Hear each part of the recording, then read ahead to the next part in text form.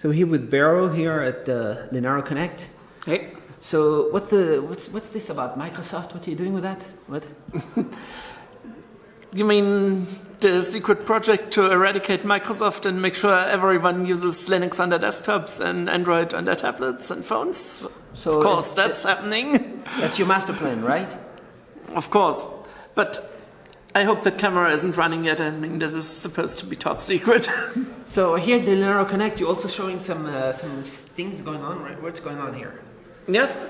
So this is a collection of Android devices, Nexus 10, Nexus 7, Nexus 4, all running the latest Linaro builds. Those builds, unlike the ones we have shown earlier, are based on the AOSP master branch, so on the parts of Android that are publicly available that will go into the next release, 4.5 or 5.0 or whatever it will be called. And some modifications we have made are optimizations to string handling routines, adding Zincos implementation to Bionic, various things to just speed up things. And another interesting thing is that those builds were made using GCC 4.9, which is the upcoming version of the GCC compiler that's going to be released only in a few weeks. So you're showing right here that this is definitely working. Yes. So we can have some games and stuff. Right. So one thing that is not part of the official Linaro releases that we cannot legally do is I've put the Play Store on so we can install some regular applications. So you can see that regular applications can run on top of this Linaro build, even though it has been built with a different toolchain, even though it is based on your releases, even though Bionic has been patched. It's compatible with everything and could be used to create a new device. So everything works? Well, I would never say everything works, because in any non-trivial piece of software you will find bugs somewhere, but at least I'm not aware of any bugs, except for bugs that are generally there and that will eventually have to be fixed upstream. So, what are you? Did you just say that, for example, Linaro stuff is in Android 4.4 for sure? How much is there? Yes, a lot of stuff is actually in upstream Android these days. Actually, it's a funny thing. Some people have complained to me that we used to show off our builds and that they used to be so much faster than upstream Android. Now those people are saying that those builds are still maybe 10%, 15% faster than what they see on their phones, but it's not as impressive as it was before. But it was 40 or 50 or something percent? In some builds we've had that. But it is not like the Linaro builds got any worse. The thing is, we have upstreamed the patches that made things faster, so what we used to do is already in modern Android builds. There is some stuff from Linaro in Android 4.4. There's a lot more stuff in what is going to be 4.5 or 5.0. So there will not be as big of a difference as there used to be, and we can focus on other areas of work. How do you know that there's even more stuff going to be in 4.5 or 5.0? We are making an effort of upstreaming all the patches we have. The whole reason for Linaro to exist is to make sure that Linux and Android, which is derived from Linux, work as well as they can on all ARM-based devices, especially member devices. And for devices to work best, it obviously makes sense to have well-optimized code in as many devices as possible. And it just makes more sense to put that code where it's actually going to be used than to keep it hidden somewhere, maybe not closed, but not exactly pushing it just for the sake of saying, hey, we can do better than those guys. I mean, that's not what Linaro is about. Linaro is about changing the world, making the world a better place. Yes. like getting all the stuff that you do to everyone. Yes, definitely to everyone except Microsoft. But I'm sure they're copying your work. They can copy and put it in their proprietary software, no?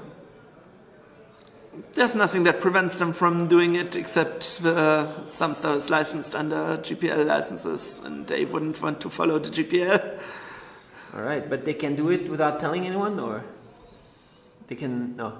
Well, anyone can steal code, but I don't think they're doing that. All right, but they're releasing Android, which is good. I mean, Nokia is. That's awesome. Yeah, that's really good.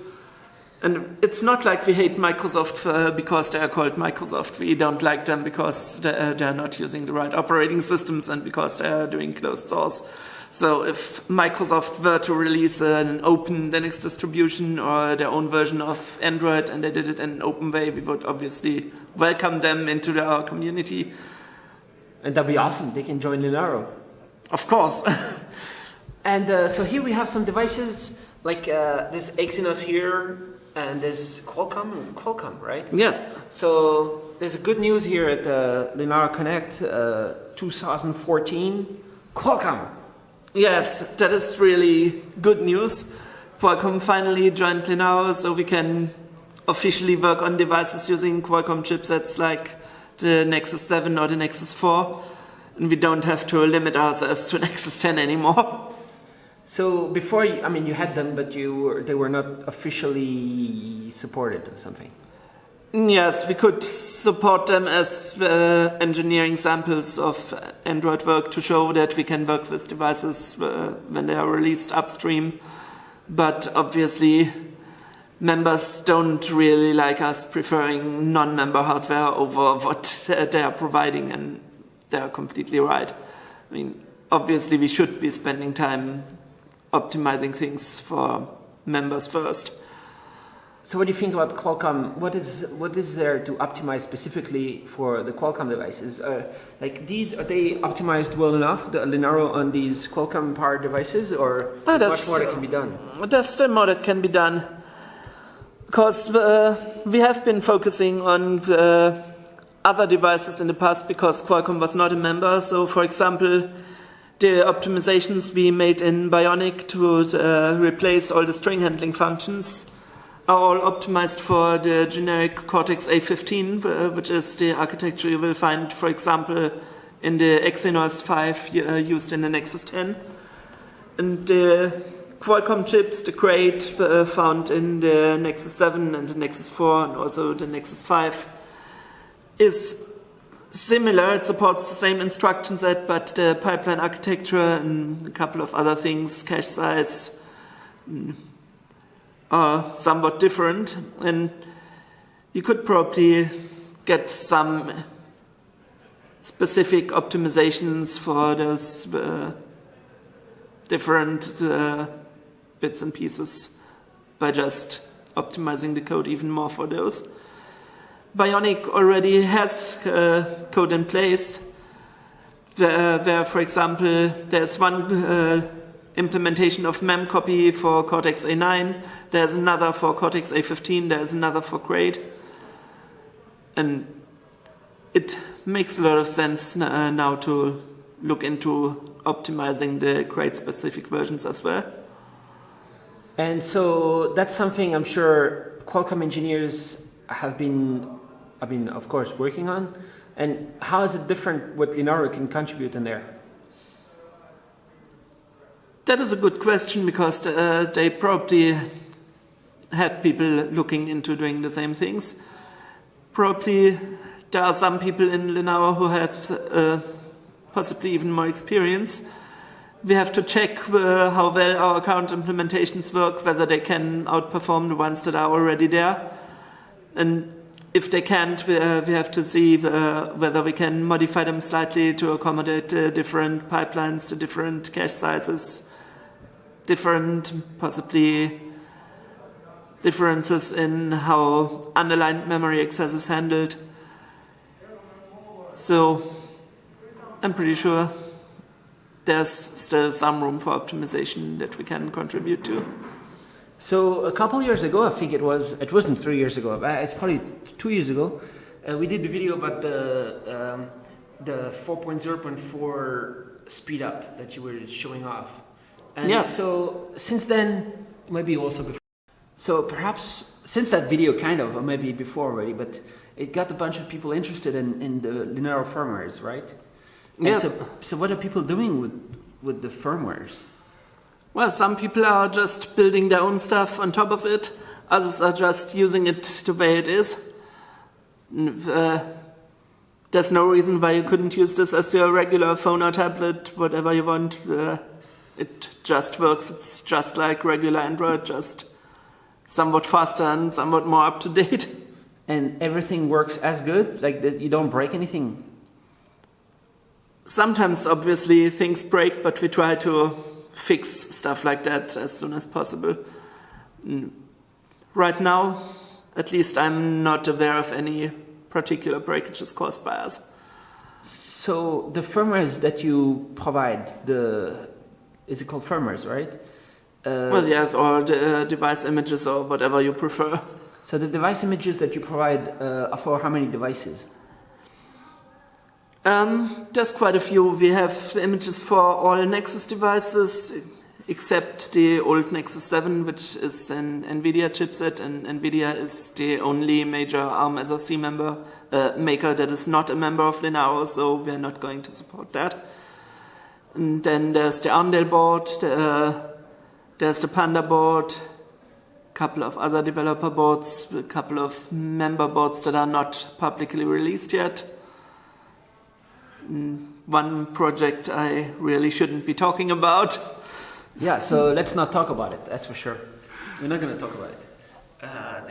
I'm thinking it's the Android laptop with Windows RT. Or I don't know what it is. No. It could be that, or it could be the 60-inch Nexus TV, or maybe a drone. Maybe drones? Maybe a drone. Maybe some upcoming 256-bit processor that can handle 50 terabytes of RAM. Or maybe it could be like some kind of war machine or something.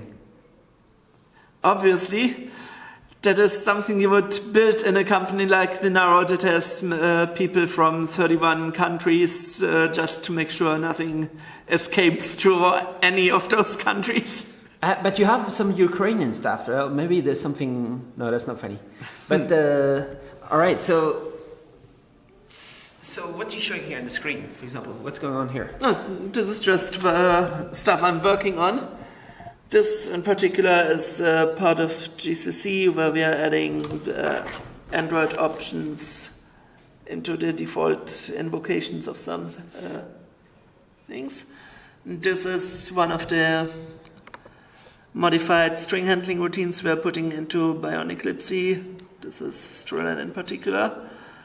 So that one still requires a one-liner patch to work in the current environment, but that will also be upstream really soon. So what is this? Is this code? Yes. This is C code, mostly preprocessor code. This particular file of GCC uses defines heavily. This is assembly code. And obviously there's some other code floating around. A lot of Android is implemented in C and C++. Some of it is implemented in Java. And optimizations can be applied pretty much in any piece. But when you talk Java, those are the apps or what? For the most part. Also some parts that I would consider part of the operating system, like the launcher, at least most of it. Like the UI stuff? Yes. It can be Java. And how about the Ndk Native Code stuff? That's also for apps, so do you touch that? Do you improve stuff for that? Or? Yes, actually we made a new release of the Ndk just this month. It is based on the upstream Ndk that you can download from Android.com. But we have taken out the compilers that are in there and replaced them with the Linaro compilers. So we have the version of GCC 4.8 with more optimizations and a preview of GCC 4.9. And that is what you would use to develop apps in C or C++ or Fortran or any other language that is not Java. So I think there was one of the builders guy or tools guy or something. He mentioned you. He said you were doing something specifically here at the Linaro Connect, or what did you do specifically? Like, do you know what I'm talking about? Not exactly, but there's not or see something. And there's let's say the graphics team also. You mean OpenCL? I think so. Or render script? Yes. Yeah. So that is essentially the language that runs on the GPU, the graphics processor, instead of the regular CPU. Obviously, you can save some CPU cycles by offloading work to the graphics processor, especially when you are not doing anything with fancy graphics and the thing is just sitting there idle. So there's also some work going on in offloading some work to the GPU. And is this something you're involved in? Not very much. I'm involved in providing some of the infrastructure, like making sure we can build stuff with LLVM and Clang, but most of the work that is really related to implementing stuff in OpenCL or moving stuff to RenderScript or so is done by the graphics working group. And so the graphics working group is working with the Android team? Sometimes. The graphics working group is mostly focusing on regular Linux, but also sometimes doing Android. And of course, there's always some overlap between the different teams working on some stuff together or just coordinating things, allowing one team to enable the work of the other. So you said render script. Is there any open GPU compute or that render script stuff? It speeds up Android, does it? If it is used well, yes. Essentially, the idea behind the likes of RenderScript and OpenCL is to offload work to the graphics processor. And there's some stuff those graphics processors can do better. There's other stuff that they are not very good at. And you just need to figure out what parts of the code you want to move to a GPU and what you don't want to move there. And also you want to make sure that you don't end up overloading one unit while the other unit is just sitting there idle. So how do you know which type of processors in Android can get advantage of that kind of GPU acceleration? Any of them.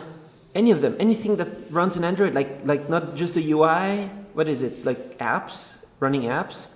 Yes, there has even been a project to move parts of an SQL server implementation to a graphics card, which is not what you would typically expect to find on a graphics card, but they can be abused for that sort of thing. And, sorry, you just spoke to I think something there enabled itself and ended up Googling for Turkey. So yeah. I think I didn't actually say which is not a Turkey take to find a credit card, but I think either I need to improve my accent or Google needs to improve their speech recognition engine. Could you make them use the GPU acceleration to have better voice recognition? You could use it to offload some work from the CPU for voice recognition, for sure. The GPU is essentially a DSP, and audio processing is something that DSPs can do well. But you wouldn't automatically have better voice recognition or anything because the algorithm would remain the same unless you modified it particularly. It would just run on a different unit and possibly execute faster. So I would expect or guess that some people do kind of like analysis of what people use Android for, what's the most important processes, and what kind of apps people use the most and stuff, and kind of optimize for that. What do you think about that? Yes, that would definitely make sense. But probably where we want to attack it is going to the lower levels of the stack, just making sure that as many different users as possible can benefit from it. Like For example, everything ends up copying memory from one place to another at some point, so optimizing that will help everyone. And so, for sure, lots of stuff coming out in the Android team in the future at Linaro? Definitely. We have some really interesting projects queued up. Some involve further optimizations.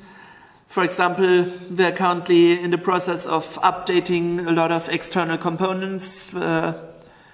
So Android is not a monolithic system, or at least not as much as some people would think.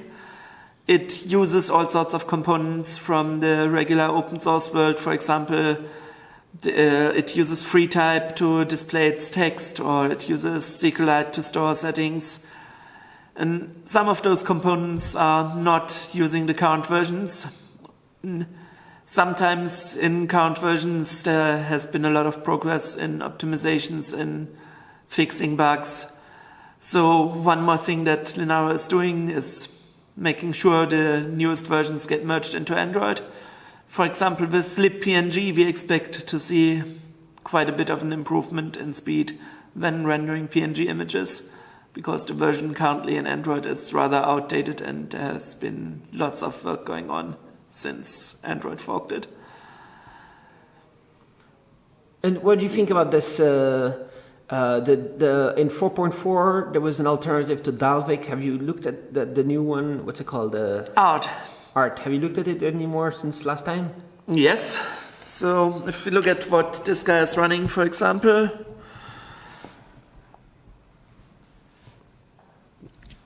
we'll see that in current builds, where is it setting?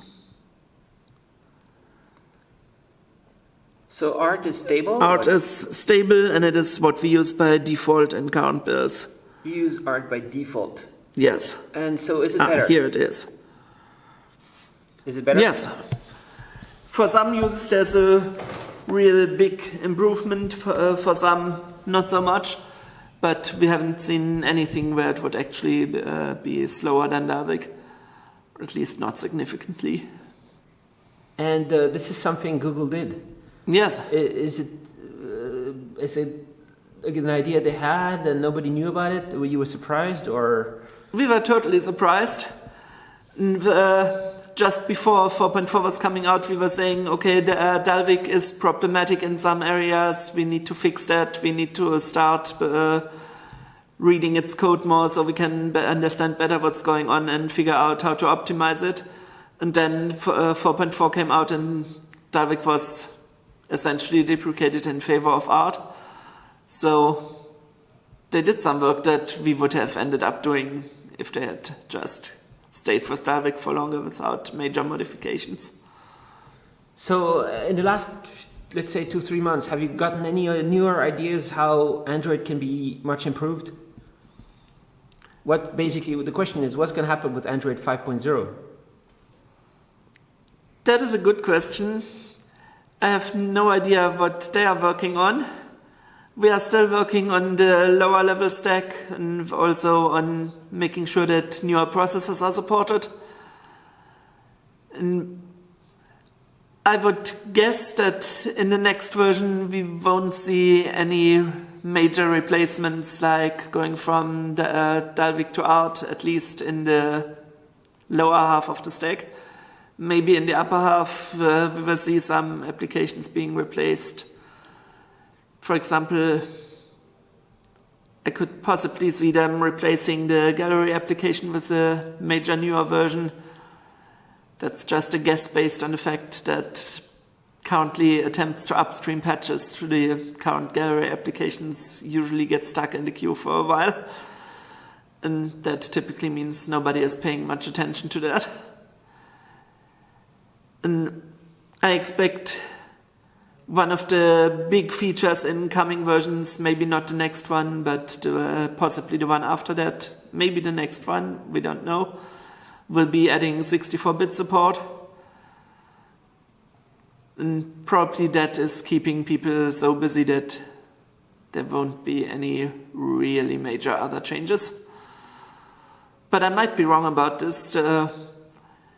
beyond the fact that 64-bit code is starting to appear in Bionic, I have no information that would indicate anyone is working on 64-bit support at all. For sure, Intel is not. Intel is, they have 64-bit CPUs and they've had them forever, so they actually have quite a head start there. But they're not working on the ARM implementation of 64-bit, of course. Or they are, but they're not happy to talk about it. Maybe. It's possible that Intel will surprise us and come out with an ARM CPU. Nobody would have expected AMD to come out with an ARM CPU earlier, and yet that's what they're doing. If you were the CEO of Intel, that's what you would do, no? What would you tell them to do? If I was trying to do the right thing, then yes, I would possibly keep x86 for higher-end servers for the moment, because it's just a well-established technology and everyone is using it, and just dropping it altogether would be crazy. But especially where power consumption is concerned, I would definitely think about building an ARM-based CPU, which actually Intel has done before with the X-Scale, so maybe it's not even that far off. So there's definitely lots of things to do with the whole Android team, and you're like, how many guys are you at Linaro? It's always hard to count how many people are in the Android team directly, because essentially there's the Android engineering team, there's the Android builds and baselines team, and then there's some people from other teams who just happen to work in Android from time to time. So usually I'd say we are around 10 people. And actually, if you look back at the video from 2 days ago, you can see all the major people working on Android from the Linaro side. And so there was Kashim. Yes.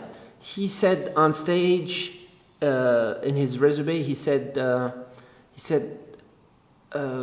Cambridge, we have a problem. We need more engineers. Yes, that's true. There's so many things that could be done. There's lots of interesting things happening that we need to follow. There's also some coordination work of just making sure all of the patches we are doing actually end up being upstreamed. And if they are being rejected, we need to fix them, and that just requires a lot of manpower, which we do have, but which we currently do not have in sufficient measures. And so if very talented programmers watching this, they should apply. They should apply to Linaro, because Linaro is cool, right? Yes, it's really one of the best places in the world to work for. I've been in... I can't really remember off the top of my head how many companies, but this is by far the best. So, and you can't imagine any place better, right? Like, is more fun than anything? More fun than Microsoft? Yes, definitely. We get to play with some funny devices like all the Nexus devices. Sometimes we have access to development boards before they go out to the general public, so definitely fun. You were saying about Microsoft, what? Oh, no, just that I'd much rather work at Linaro, because it's such a fun place. So, it's fun because it doesn't exist a place like this. People collaborating throughout companies and open source in a kind of like a non-profit organization. Yes, there's probably a few more places in the world that I would imagine are similar, like the Linux Foundation. But this is definitely one of the most interesting places. There's so many good people to work with. And another interesting thing that maybe most people don't know about Linaro is that most of us are working from home. So we get to be pretty flexible. When my dog wants to go for a walk, I just walk him, even if it's during office hours, and then I work a little longer in the evening. Well, probably, usually, who am I kidding, not evening, but night. Yeah, you work all night, if you want. Sometimes. I didn't get much sleep at this conference. I probably must be looking totally tired. First night I ended up working on upgrading the SQLite implementation in Android to 3.8.3 because Kasim was doing a talk on that and we wanted to get some updated numbers. The second night I was working on compiling stuff with Clang because I was doing a talk on that and I wanted some updated things. The third night I didn't get too much sleep because I had to prepare this demo of the devices running current builds using GCC 4.9. So I had to update the toolchain again and make sure everything works.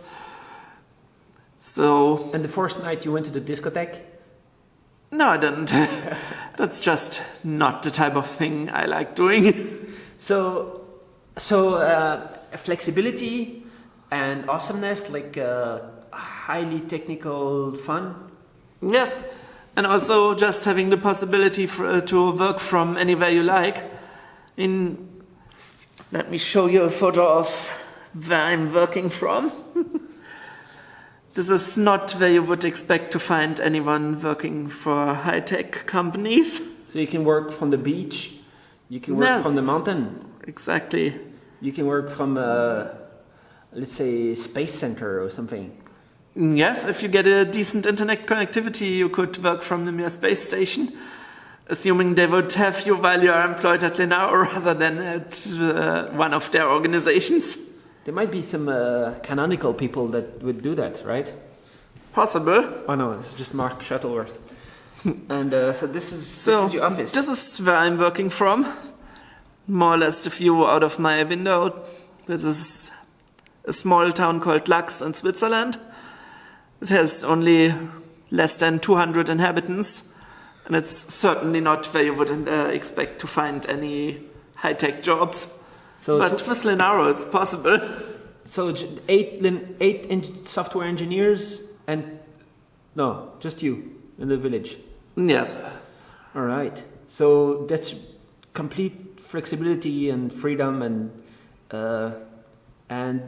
IRC and Hangouts. Exactly.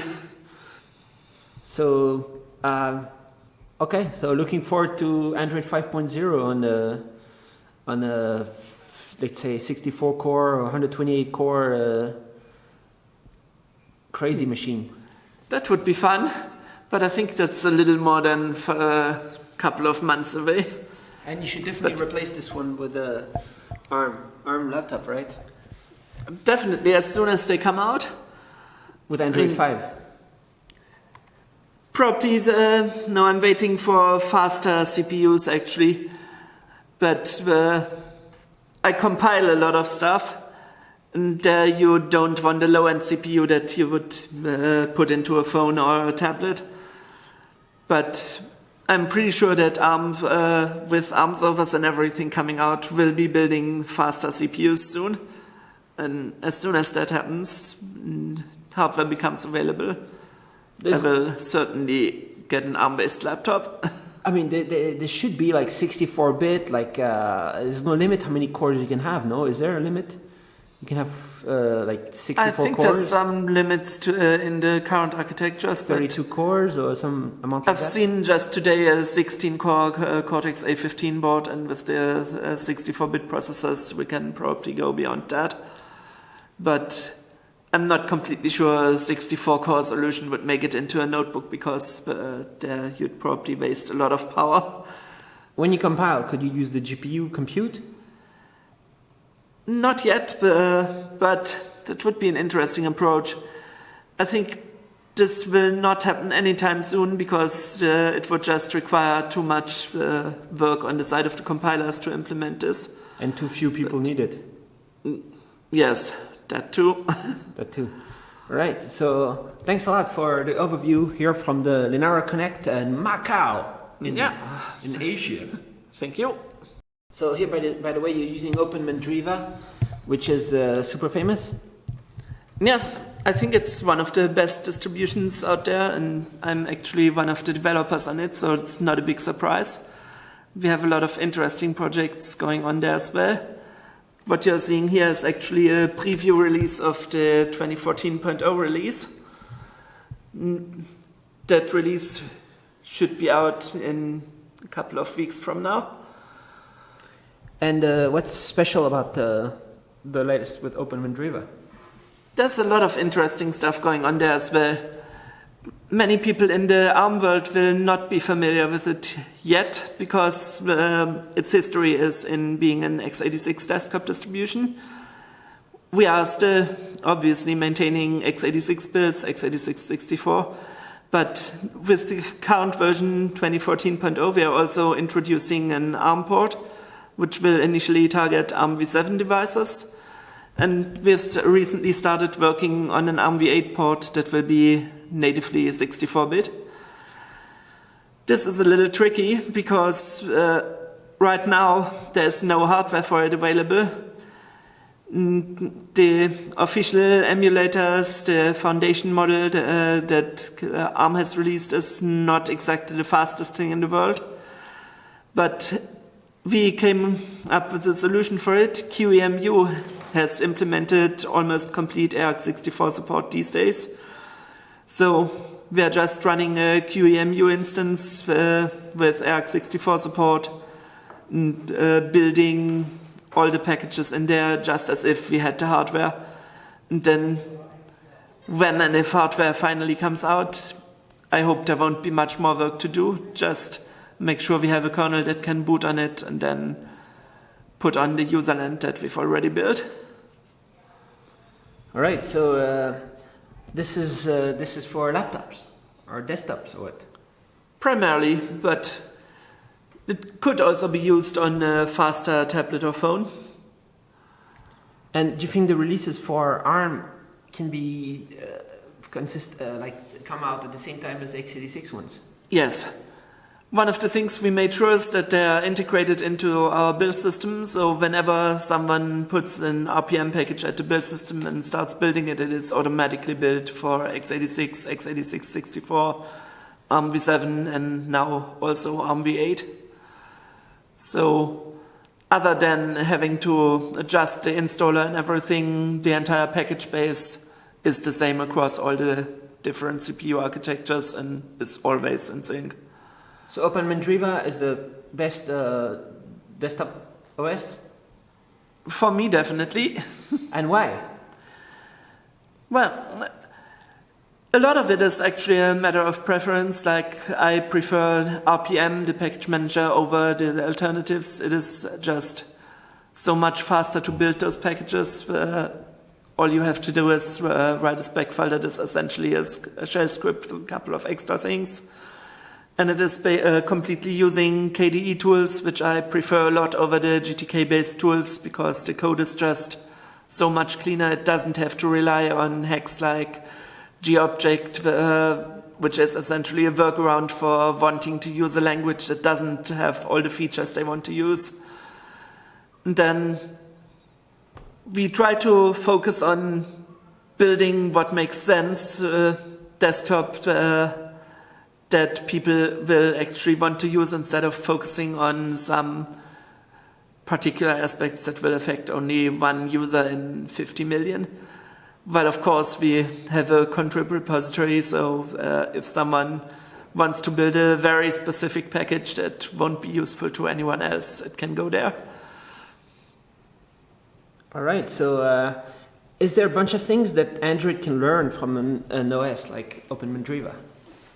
Yes, certainly. It goes both ways, actually. There's a lot of things that regular Linux can learn from Android. There's also a lot of things that Android can learn from regular Linux. About 2 years ago, I did a talk about that on the Android Builders Summit.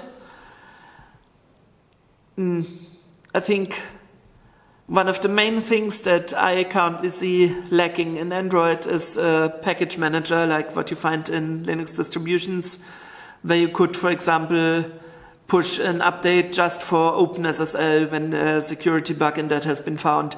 So people don't need to update the entire OS, and it doesn't have to go through first Google and then whatever device maker just to get a security patch out that possibly even has a known exploit out in the open. But that's one thing maybe Google can learn from Nokia, is to change some of the policies around the Google stuff, Google Android, the Google apps maybe, I don't know. Does it have anything to do with what you just said? If you look at old stuff they have been doing, the MeeGo operating system was using RPMs and earlier versions were using DPKG, so that actually did what I would suggest. But what they're currently doing, I'm not too familiar with it, but I don't think they've introduced packages to the Android system. All right, but okay, but, so thanks a lot for all this cool stuff, and looking forward to everything faster and better. Yeah, me too. Thank you.